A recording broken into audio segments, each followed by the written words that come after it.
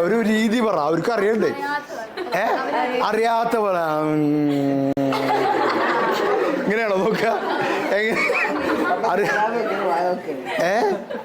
എങ്ങനെയാ നോക്ക? നിങ്ങൾ പറ, എനിക്ക് പിടിക്കാനാണ്. എങ്ങനെ താഴത്തേക്ക് നോക്കും? ഞാൻ പറഞ്ഞ അതാ അതെ അവൻ. ഇവര് ബസ് സ്റ്റാൻഡിൽ നിൽക്കുന്നുണ്ട്, ബസ് സ്റ്റോപ്പില്. ബസ് സ്റ്റാൻഡ് വന്നു നിന്ന് കഴിഞ്ഞാൽ രണ്ട് പെമ്പിള്ളേരോടെ ഒക്കെ ഉണ്ടാവും. ബസ് വന്നു നിന്ന് കഴിഞ്ഞാൽ അവരിങ്ങനെ അതുവരെ വർത്താനം പറഞ്ഞവർ ഇങ്ങനെയാണ് നിൽക്കും. എന്നിട്ട് നമ്മളെ പിന്നെ അത് അസൈൻമെന്റ് വെച്ച ഒരു പരിചയമില്ലാത്ത അസൈൻമെന്റ് ഒക്കെ പറയും. ബസ് അങ്ങോട്ട് പതുക്കെ പോകുമ്പോ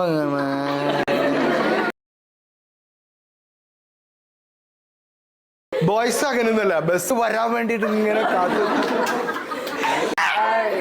നമ്മളെ അന്നത്തെ പ്രേമം എന്നൊക്കെ പറയാലേ ഇന്നത്തെ പോലെ അല്ല. നിങ്ങൾക്ക് പറഞ്ഞാൽ മനസ്സിലാവുമെന്ന് അറിയില്ല. പാട്ടൊക്കെ പാടിയിട്ട് ആണ് അന്ന്.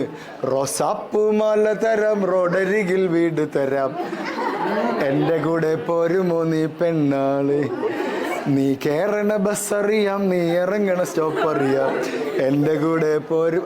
അപ്പൊ തന്നെ ആ കുട്ടി പറയും ഞാനിതാ പോരുന്നു ചേട്ടാ. ബാഗ് എടുക്കണേ, ബാഗ് എടുക്കണേ.